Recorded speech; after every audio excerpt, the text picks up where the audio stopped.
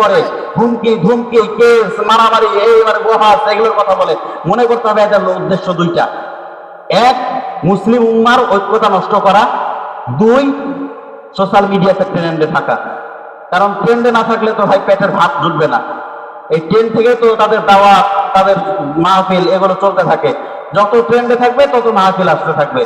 তো আমরা নিজেদের ভিতরে কোনো প্রকারের বৈরিকতা বা বৈষম্যতা বা আপনার যেটা বলি বাড়াবাড়ি নিয়ে আসবো না, এটা স্বাভাবিক কথা। এই জন্য আহমদুল্লাহ সাহেব এই ব্যাপারে আর কোনো আলোচনাও করেননি, পর্যালোচনাও করেননি, প্রয়োজনও মনে করেননি, আমরাও মনে করব না। এটা নবুয়তের আল্লাহ রসুলের জিন্দেগি পড়েন, সিরাতে মুস্তাফা পড়েন, সেইখানেই সুস্পষ্টভাবে এইসব নিয়ম কানুনগুলো পেয়ে যাবেন। আশা করি এই ব্যাপারটা নিয়ে আর ঝামেলা থাকবে না। সোশ্যাল মিডিয়াতে আমরা প্রত্যেকটা বিষয় এইভাবে কান না দিই। এখন বর্তমানে চলছে একটা বিষয় নিয়ে, খুব ট্রেন্ডে আছে, কিন্তু পুরো বক্তৃতার বাজার মনে হয় গরম হয়ে গিয়েছে। আল্লাহ রসুলের ব্যাপার একটা, আল্লাহ রসুলের একটা বিষয় নিয়ে, একটা ব্যাপার নিয়ে, যে আল্লাহ রসুল একজন আলেম, জাননেওয়ালা, বড় মাপের আলেম, ভালো আলেম, তাদের ব্যাপারে আসলে মন্তব্য করা আমাদের মতো মানুষের ঠিক না। শাহেখ আহমদুল্লাহ সাহেব আমার উস্তাদ সমতুল্য, এবং আমি যে মাদ্রাসায় পড়েছি তিনি ওই মাদ্রাসায় একসময় শিক্ষকতাও করেছেন। এই শাহেখ আহমদুল্লাহ সাহেব একটা কথা বলেছে, এই কথার কাটপিসটাকে নিয়ে আরেকজন আল্লাহর বান্দা এমন ভাবে তোরপার করে ফেললো, কেস করে ফেলবে, দুনিয়া উল্টাই ফেলবে, সবার নামে উল্টাই দেবে, এই করবে, হ্যান করবে, ত্যান করবে। আসলে এগুলো কিছু না, আসলে এগুলো কিছু না। ট্রেন্ডে থাকা লাগে, এখন ট্রেন্ডের যুগ। আর আমরা বাঙালি, এমনিতে হুজুকে বাঙালি, সবসময় চাই একটু নিজেকে ভাইরাল করতে। ভাইরাল করতে যখন দেখে গেছে আর কোনো বিষয়বস্তু পাওয়া যায় না, আজগুবি একটা বিষয় তুলে নিয়ে বাস একটা মানে তুরকালাম বাধাই নিতে হবে, তখন মানুষ এটাকে সহজে অ্যাকসেপ্ট করবে। আরে কি হলো রে, কেস করে ফেলবে, পুরো দুনিয়ার আলেমকে চ্যালেঞ্জ করে ফেললো।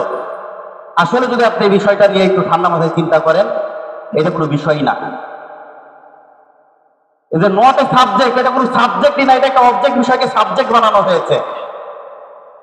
আমি যতখানি জানি শাহেখ আহমদুল্লাহ সাহেবের যে বয়ানটা বা বক্তৃতাটা ছিল এরকম, বিষয়টা নিয়ে একটু আলোচনা করি, আপনাদের জন্য পরিষ্কার হবে, জেনে থাকার দরকার আছে, জানার দরকার আছে। এই বর্তমান সময়ে আমরা এক একটা বিষয় নিয়ে এত বেশি বাড়াবাড়ি করি, অথচ এই বিষয়গুলো কিন্তু আজকের না।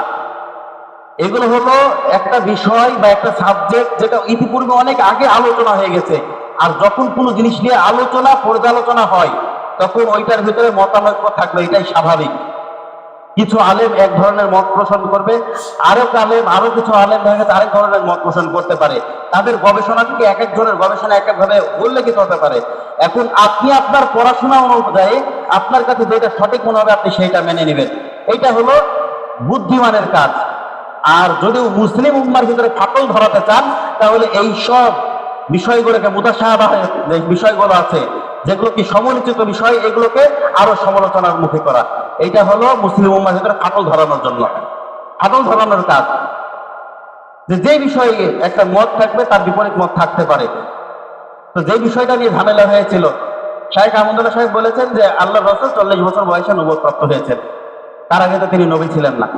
আচ্ছা, কথাটার ভিতরে কি এমন ভুল আছে, কি এমন ভুল আছে, একটু ব্যাখ্যা করি। দেখেন, আল্লাহ রাসূল সাল্লাল্লাহু আলাইহি সাল্লামের জন্মের আগে থেকেই কিছু অলৌকিকতা প্রকাশ পেয়েছে, এই কথা সত্য, কথা বলেন ঠিক কিনা?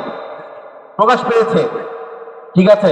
আল্লাহ রাসূলের জন্মের আগেও হস্তি বাহিনীর আক্রমণ, তারপরে জন্মের সময় কিসরার দেখা গেছে প্রাসাদ ঝরে পড়ে, আপনার প্রাসাদের যে ভিত ভেঙে যাওয়া, 1000 বছরের অগ্নি যেটা জ্বলছিল ওইটা নিভে যাওয়া কাইসারে, এইসব কিছু অলৌকিকতা প্রকাশ পেয়েছে। আল্লাহ রাসূলের জন্মের পরে তার যখন 2.5 বছর হলো, তার সিনা চাক করা হয়েছে। তিনি আর বাচ্চাদের মতো ছিলেন না। কিন্তু এইখান থেকে আরেকটা কথা দেখেন, আল্লাহ রসুলের বাবা মারা যাওয়ার পরে তিনি তার দাদার সাথে যখন শামে হিজরতে গেছিলেন, প্রতিমধ্যে তাকে একজন পাদ্রী ধরেছিলেন এবং বলেছিলেন একটা কথা, যে তুমি যদি একে শামে নিয়ে যাও তাহলে তাকে হত্যা করবে। তারা হত্যা করবে, ইহুদিরা হত্যা করে ফেলবে। কেন? সে তার যে আলামত গুলো দেখলাম, তার বংশ পরিচয় দেখলাম, তার চেহারা দেখে বোঝা যায় সে ভবিষ্যতে নবী হবে। কি বলেছিল কথাটা? সে ভবিষ্যতে নবী হবে। তার মানে কি বোঝা গেল? তিনি নবুয়তের জন্য মনোনীত ছিলেন। তিনি নবুয়তের জন্য কি ছিলেন? মনোনীত ছিলেন। তিনি তখনও নবুয়ত পাননি, স্পষ্ট কথা। তিনি কইনি তখনও নবুয়ত পাননি। নবুয়ত পেয়েছেন কখন? আরো এরকম অনেক প্রকাশ পেয়েছে, তার আলামত প্রকাশ পেয়েছে। তিনি নবী হিসেবে মনোনীত ছিলেন, তার জন্মের পর থেকে তিনি নবী হিসেবে মনোনীত ছিলেন। কিন্তু নবুয়ত পেয়েছে কবে? 40 বছর বয়সে।